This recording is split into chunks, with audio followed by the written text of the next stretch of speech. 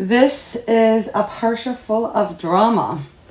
I mean, if, this is one for the movies. So I don't know if it's my favorite parsha, but so we start off with, if you remember last week's parsha, you had Yosef. He's now second to the king. It's like, how it was in actually the Purim story. It's like Haman, and that's really Yosef's role. He's like in charge of everything.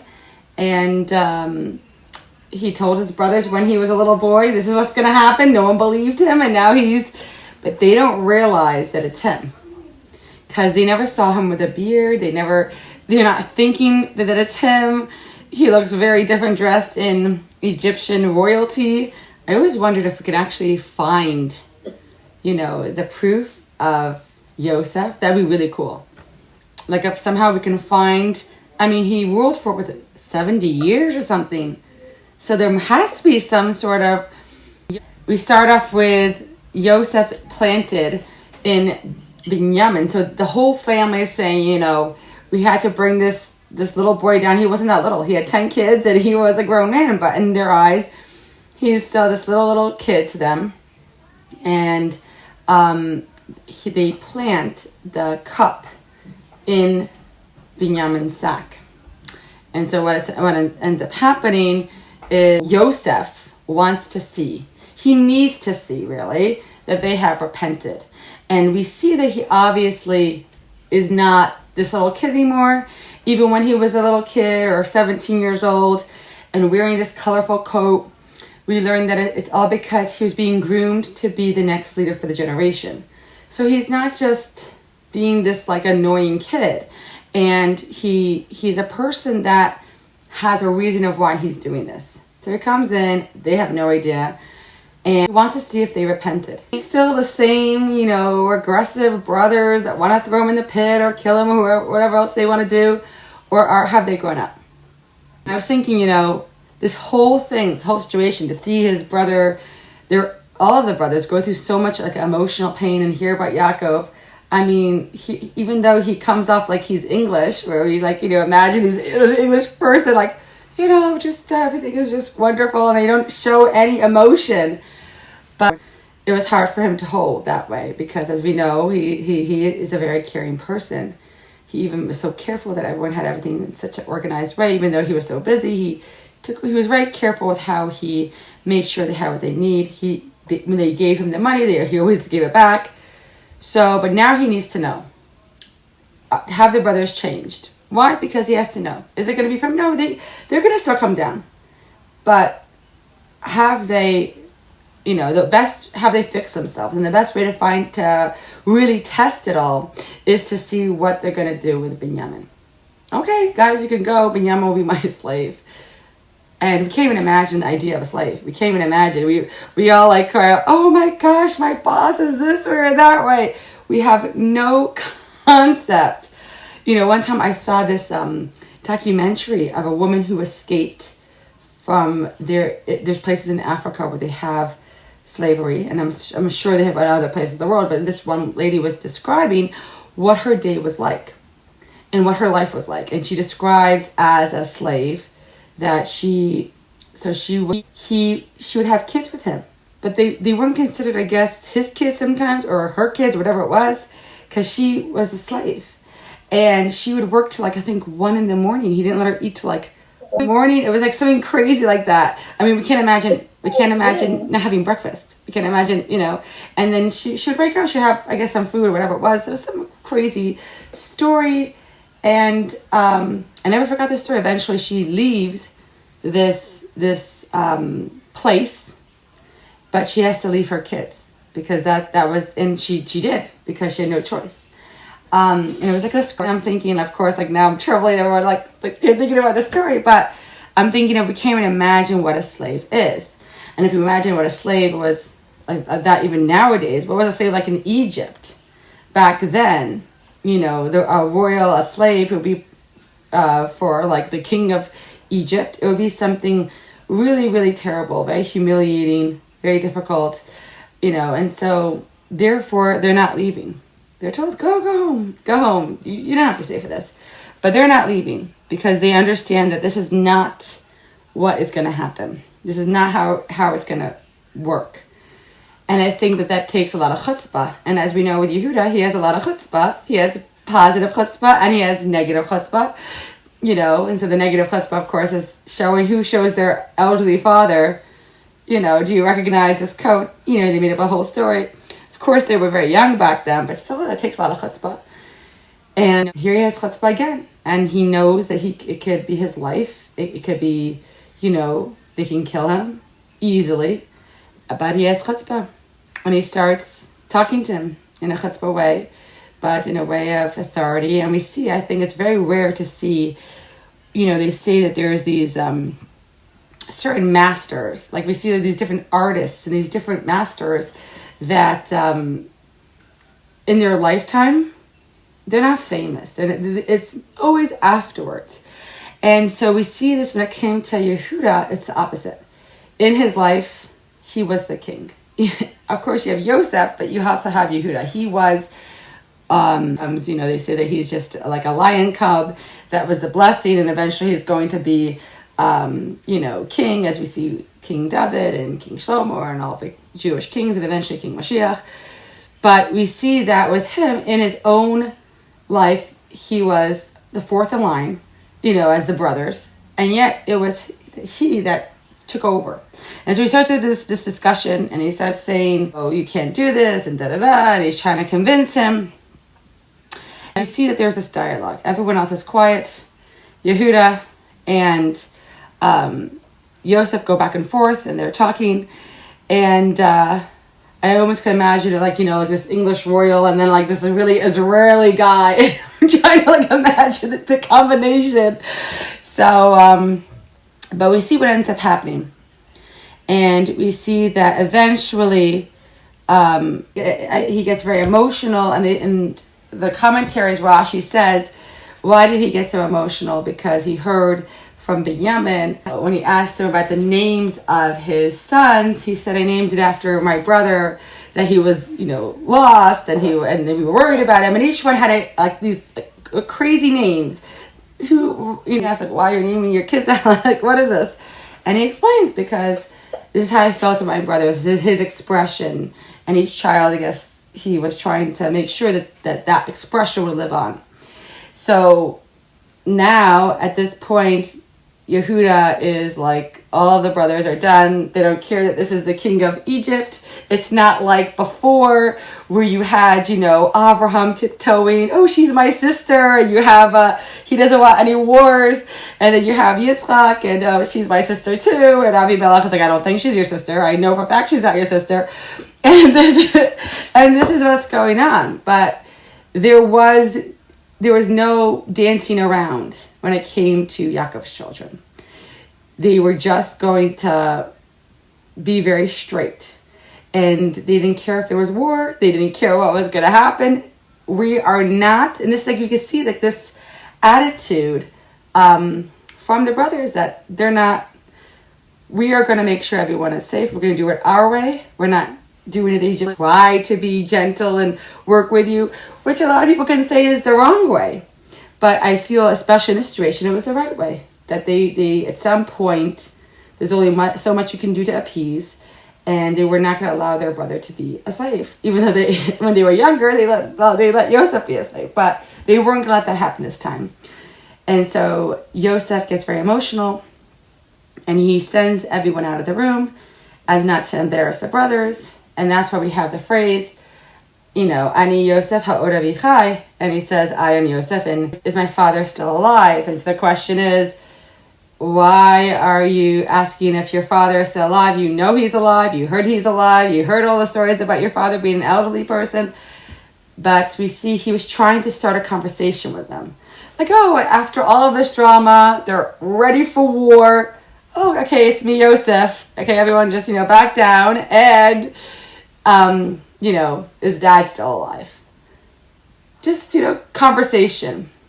And we see that there was no conversation because the brothers were too ashamed. Here they were defending Binyamin. We're brothers. We're not going to let you do this. oh yeah, but what did you do to Yosef?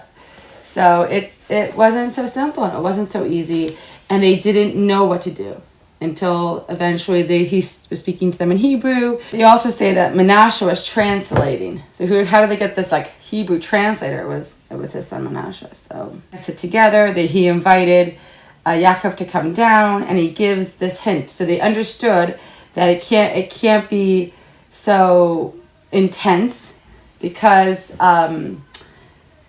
Yaakov wouldn't handle it. All of a sudden, to tell a person whose whole life he was told for 22 years, it's a huge amount of time. So Sarah starts to play the harp. That's where the first time we hear of this instrument, and she's playing the harp. And she actually, because of this and because she comforted her grandfather, right? What ends up happening is that she gets to know the code. So all of those years later, what ends up happening when they come to her to ask what is the code and know who the Redeemer is. So she lived all that time because of this beautiful thing of what she did. The story of Yosef, they bring down Yaakov, and he also sends a hint of all of the wagons. Do you remember? They're learning that parsha, about the wagons. So that part of the Torah about the wagons. So he then shows his father, like, no, it's really me. And he gives little hints. He comes down. What's happening is because Yosef just chooses to allow them, I think it was 10 times, to say, my father, your servant. Each time he lost a year of his life. So eventually he actually dies the earliest, even though he's one of the youngest. But he dies the earliest, and it actually puts them in Egypt faster, like in, the exile faster. But what's also interesting is Paro and all of his household are very excited that Yosef's family is coming down. Normally, most people are not going to want to disrupt anything. So here you have Yosef. He was a slave. He's able to figure out how to balance this, Paro's checkbook, everything you can imagine. He's balancing his life for him, his own personal assistant. It's great. You can't get better than that. But what's going on is that there always was this whispering. Yosef is a slave. He's really a slave. But now they find out, no, he's not a slave. His whole family comes from the great Abraham. Everyone heard of Abraham, and they heard of Yaakov, and they heard of Yitzchak. So it becomes like this great family that is really his. And so it becomes like, he has like a yichus. He has like a dynasty. He's a part of something, and it is not so strange that he's basically in charge. And so again, the verse, and it sounds, why are they celebrating? But back then you had to show like you were a someone, and everyone had their own yichus, and then there was Yosef, and no one knew who he was. So now they do. And so that's also part of the Parsha. Afterwards, they all really changed. And I think that's a terrible act, what they did. But we also see that they also were tzaddikim. And they lived very righteous lives besides that incident. And some can argue that throwing him in the pit, that he deserved it because he was trying to constantly put Yosef, put the brothers in a bad light. And it's like a moti shemra, it's just spreading evil talk for no reason.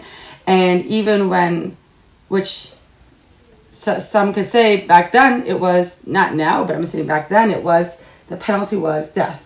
We can't understand that. Back then, they also were going to burn Tamar. We can't even understand, but back then, that's what they would do. So again, but we see that there is this compassion. They lacked compassion. They lacked, even Reuben, he had to go serve his father. We go, throw him in the pit, I'll get him afterwards. He doesn't know what's in the pit. They lacked compassion for their brother. He was annoying them. He was bothering them. He was making life very, very hard for them. During this time, Rachel had passed away, and I'm assuming Leah had passed away, which they don't really mention, but she died pretty soon afterwards. So you really are having the brothers with no mother and it was just Bilhah and Zilpah. So that took a huge, and the whole thing that happened with Dinah. So they absolutely went through a lot. But at the same time, they didn't know, I think, enough how to be compassionate. And we see Yehuda having compassion with Tamar, even though he was embarrassed. We see throughout that the brothers have become compassionate. They've become loving and caring. So I guess it created, whether it was from age, becoming more of a mensch, or going through this. And it absolutely affects the family tremendously. Every day they had to sit with their old father, which says, the Torah calls him old. I mean, he was like 180 at the time. But the old father, and they would sit with him, and he would cry, and he wasn't the same person. And to sit with your father knowing you're that reason, not just like, stop, okay, tragedy happens, but to know you're that reason, it's a very big deal. It takes a lot out of a person. And we see also how they just wouldn't go. This is Egypt. This is Pharaoh. Everyone, they would, I mean, they're coming from shepherd life to like Egypt, where their grandparents and their great grandparents, basically whatever you say, and then for them to stand up and say, no, we're not leaving. We're gonna fight you with what? Just all of them, and they're now older people, so it takes a lot of guts. Absolutely, I think that there was repentance, and he wanted to see if there was repentance, and there was. You can see that even if a person has righteousness to them, and we can't say because they did this terrible act, there was still a lot of righteousness that they had. How they lived their lives, and how they took care of their families, and how they took care of their relationship with God. But to be redeemed from this type of act, Yosef wanted to see if the same thing plays out. Are you going to do the same thing again? It's almost like a person who got finessed to go to jail. And he's like, okay, you said you learned from your mistake. So if it's a thief, you're going to put a box of jewels in front of him and go, oh, we're just going to be, somewhere else. It says that he was Yosef Atzadik. So Yosef the righteous. And therefore, seriously, it's a very, very big deal, because to live in Egypt, he was in prison for 12 years. In Egyptian prison, you have to imagine it was I think of Venezuela. I don't know what it's like now, but there's this guy I knew, he came from there. And I mean, it's rough in certain places of the world. And even Russian jail. I mean, you have to try to imagine, it's not the American life, and even American jails are terrible. But we're talking about another country. And to be 12 years there, and to be respected in prison, back then. And to marry Potiphar's daughter, where his wife at one point, was chasing after him and accused him of rape, which was not true. And he's pretty, and you see when he went to Yaakov saw he was still the same Yosef. That shows through everything. This person is very, very, very special, and he's very righteous, and he helped everyone make sure they had everything they needed. So he wouldn't do that. He was testing them. We see clearly he could have been aggressive with Shimon and Levi. He could have did so much. He had the opportunity. And nobody would say anything. They'd say, okay, you know what? Shimon and Levi, maybe they deserved what they got. But he didn't. As soon as the brothers left, Shimon came out of the jail. He was treated very nicely. So he clearly wanted to see the reaction, to see for their own selves. Can they withstand this test? Can they handle it? And it's not so simple. It's not so easy. Because even if they have prayed and they have worked on themselves, to be faced with it again, to stand in front of this sin again. And it's kind of like what, it says, King David always says, the sin stands before me. And so what is he referring to? He refers to the Bathsheba, who he saw that he was supposed to marry her. So through prophecy, he saw this. He saw he was supposed to have, the next king through her. But instead of waiting on a technicality, he ends up marrying her. Meaning that the technicality was that she was technically divorced because her husband went to war. The minute that he steps over the threshold, she is a married woman. And that's how people used to go to war without it being an issue, so a person could get remarried. And so he could have just waited. And at some point, I'm going to marry this woman. I see that it's prophecy. Whatever happens, happens. Instead, he was with her before.